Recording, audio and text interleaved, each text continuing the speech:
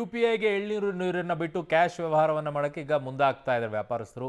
ಈ ನಿಟ್ಟಿನಲ್ಲಿ ನಿಮಗೇನಾದರೂ ಮಾತನಾಡಬೇಕು ಅನ್ಸಿದ್ರೆ ನಮಗೆ ಕರೆ ಮಾಡಿ ಮಾತನಾಡಿ ನಿಮ್ಮ ಅಭಿಪ್ರಾಯವನ್ನು ಕೂಡ ತಿಳಿಸಿ. ನಮ್ಮ ಜೊತೆಗೆ ಈಗ ಮಾಗಡಿಯಿಂದ ರಾಜಣ್ಣ ಅಂತೇಳಿ ಕರೆ ಮಾಡಿದರೆ. ನಮಸ್ಕಾರ ರಾಜಣ್ಣ ಅವರೇ. ಸರ್ ನಮ್ 5 ರೂಪಾಯಿಗೂ ನಾವು ಎಲ್ಲ ಫೋನ್ ಪೇ ಮಾಡ್ತಾರೆ, ಕ್ಯಾಶ್ ಯಾರು ಕೊಡಲ್ಲ. ಹೌದಲ್ವಾ? ಕ್ಯಾಶ್ ಈಗ ತುಂಬ ಕಡಿಮೆ ಆಗ್ಬಿಟ್ಟಿದೆ. ₹1 ಆದ್ರೂ ಫೋನ್ ಪೇ ಮಾಡ್ತಾರೆ ಇವಾಗ.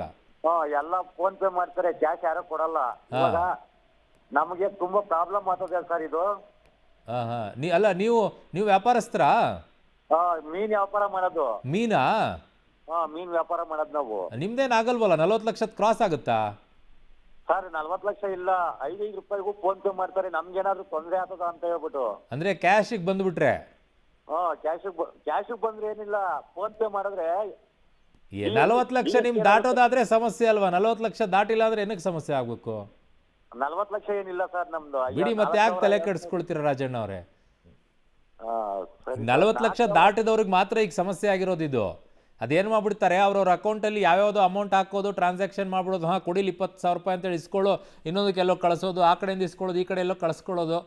ಅದು ಹೆಂಗಾಗ್ಬಿಟ್ಟಿದೆ ಅಂತಾರೆ, ಹಿಂಗೆ ಇಸ್ಕೊಂಡು ಕಳಿಸೋದು ಮಾಡಿಬಿಟ್ಟು ಅದು ಟ್ರಾನ್ಸಾಕ್ಷನ್ ಎಲ್ಲ ಸಿಕ್ಕಾಬಿಟ್ಟೆ ಆಗಿದೆ. ಅವ್ರಿಗೆ ವ್ಯಾಪಾರ ಆಗಿದೆಯೋ ಇಲ್ಲೋ ಕಷ್ಟ. ಸರಿ ಸರ್, ಓಕೆ. ನಮ್ಗೆ 4,000-5,000 ಟ್ರಾನ್ಸಾಕ್ಷನ್ ಆಗುತ್ತದೆ. ಬಿಡಿ, ದಿನಕ್ಕೆ 11,000 ಲಿಮಿಟೇಷನ್ ಜಾಸ್ತಿ ಆದಾಗ ಸಮಸ್ಯೆ ಆಗುತ್ತೆ. ದಿನಕ್ಕೆ 11,000ಕ್ಕಿಂತ ಜಾಸ್ತಿ ಇದೆಯಾ? ಇಲ್ಲ ಸರ್, 4,000-5,000 ಅಷ್ಟೇ. ಬಿಡಿ, ತಲೆನೇ ಕೆಡಿಸ್ಕೊಳ್ಳೋಕೆ ಹೋಗ್ಬಿಡಿ. ಸರಿ, ತಲೆನೇ ಕೆಡಿಸ್ಕೋಬಿಡಿ. ಧನ್ಯವಾದಗಳು ರಾಜಣ್ಣ ಅವರೇ.